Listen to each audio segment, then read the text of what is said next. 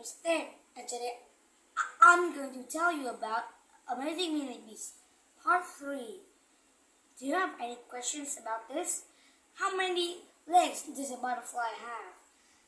What kind of beetle does a dung beetle is in? How many sections do a stick insect have? Let's find out. Let's change the topic. The baby mini beast. Baby insects came out of the eggs that the parents have laid, like butterfly, or caterpillar, a ladybug or beetle. There's a lot of insects.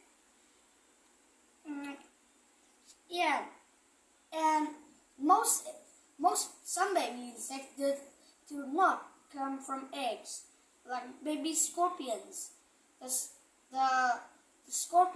The baby scorpions are live babies. They travel on the mother's back until they're big enough to walk on their own. To make babies, the parents must lay eggs and lay at the right habitat where they are born. Like a dragonfly. It's lay the egg under the water.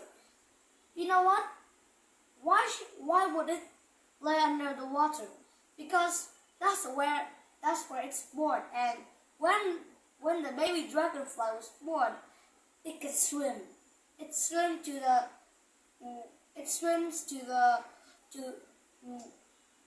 onto the top and then climb on the branch. And it make the larva. It just started making the larva now. Then it shreds. The dragonfly now becomes bigger. It looks different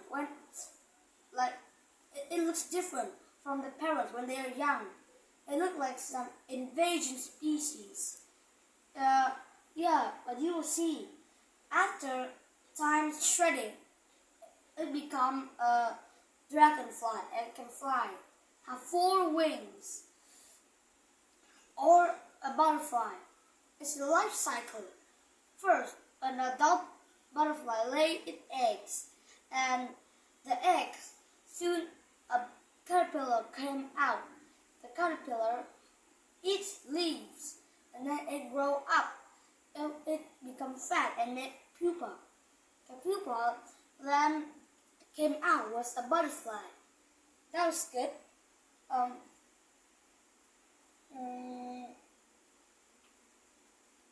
Do you know baby flying insects? They have babies like butterfly. I'll just tell you about that. Or sometimes beetles. They can fly too. Or ladybirds. So what's special about them? The parents lay them out, and then they don't have wings. They have wings, but they can't fly because the wings are too short and the body is too big. And I remember that. And when the parents lay out the baby insect, they have wings and they look just the same. For example, we didn't count the butterfly, like a beetle, or sometimes mite too. No mite. Let's skip that. Some babies are larvae. They came out of larvae. That means they look different from their parents.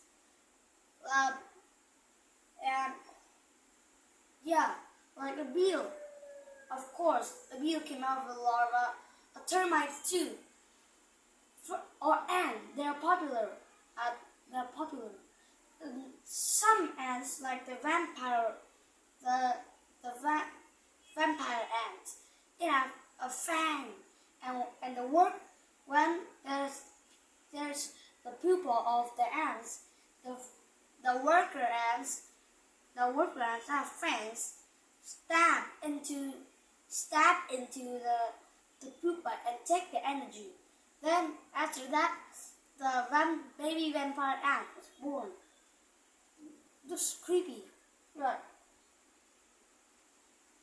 Now let's move to the next part. Working insects. Insects work to live. Humans do it too. There are some kind of insects that work, like ants. They always work. The worker ants.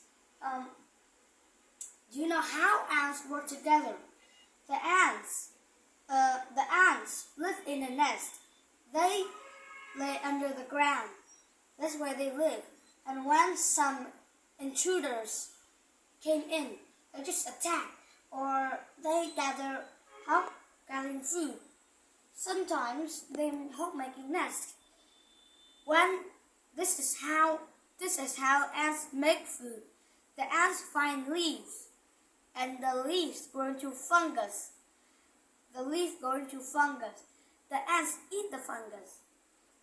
I've heard news about ants buried in fungus. Well, I just don't care about that. Now, honeybees also work together. All bees work together. All species of bees. Like a hornet, they also work together. What's inside a honeybee hive? There are combs and combs and combs with the thousands of bees. They have stings. A queen bee lays egg, which is the mother of all the bees. Then the worker bees